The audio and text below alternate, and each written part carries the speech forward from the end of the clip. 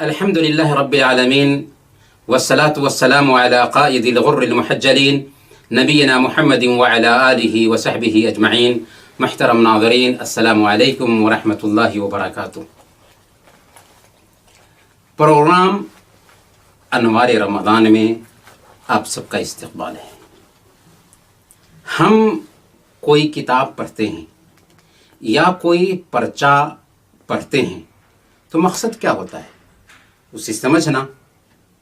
ظاہر سی بات ہے کہ الٹپ اسے نہیں پڑھتے، بلکہ ہماری کوشش ہوتی ہے کہ اس کے پیغام کو سمجھیں. لیکن عجیب بات یہ ہے کہ دنیا کی کتابوں میں سے ایک کتاب ایسی ہے کہ جس کو ہم الٹپ پڑھتے ہیں. ہم یہ نہیں کہتے کہ ہمیں اس کو پڑھنے میں ثواب نہیں ملتا، ثواب ملتا ہے، لیکن وہ کتاب اس لیے نہیں اتری کہ بس ثواب کی نیت سے پڑھ لیا جائے، بلکہ اس لیے اتری ہے کہ اسے ہدایت بنایا جائے. وہ کتاب قرآن کریم ہے، اللہ کا کلام ہے. اس کتاب کو اللہ والوں نے اپنے رب کا پیغام سمجھا تھا. اسی لیے حسن بن علی رضی اللہ تعالی عنہ کہتے ہیں، ان من كان قبلكم رأوا القرآن رسائل من ربهم فكانوا يتدبرونها بالليل ويتفقدونها بالنهار. کہ تم سے پہلے لوگ جو گزرے ہیں انہوں نے قرآن کریم کو اپنے رب کا پیغام سمجھا تھا، چنانچہ وہ راتوں میں اس پہ غور کرتے تھے اور دن میں اس کے پیغام کی تلاش کرتے تھے.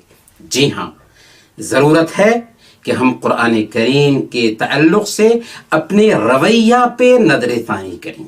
آج قرآن کریم کے اوپر ہم ظلم کر رہے ہیں.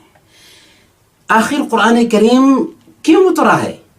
اللہ تعالیٰ نے قرآن کریم کے حوالے سے خود فرمایا، کتاب انزلناہ الیک مبارک لیدبروا آیاتہ ولیتذکر اولو الالباب. یہ کتاب ہے، مبارک کتاب ہے، ہم نے اس کو آپ پر اتارا ہے تاکہ لوگ اس کی آیتوں پر غور کریں اور عقل رکھنے والے اس سے نصیحت حاصل کریں. یہ کتاب بہت آسان ہے، اس کتاب کو یاد کرنا آسان ہے، اس کتاب کو سمجھنا آسان ہے. اللہ کہتا ہے وَلَقَدْ يَسَّرْنَا الْقُرْآنَ لِلذِّكْرِ فَهَلْ مِن مُدَّكِرٍ.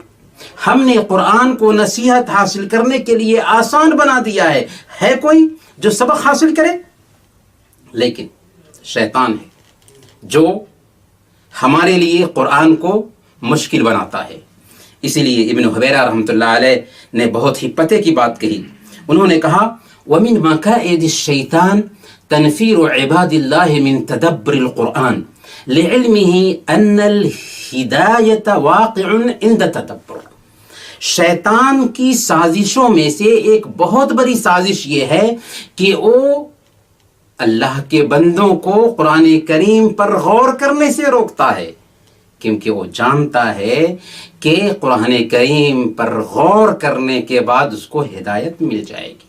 میرے بھائیو، قرآن کریم ہمارے رب کا پیغام ہے، اس لیے ہمیں چاہیے کہ قرآن کریم کو سمجھنے کی کوشش کریں.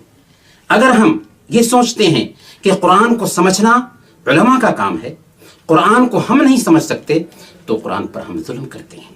ابن قیم رحمۃ اللہ علیہ نے بہت پتے کی بات کہی. کہا من قال ان له تأولا لا نفهمه ولا نعرفه.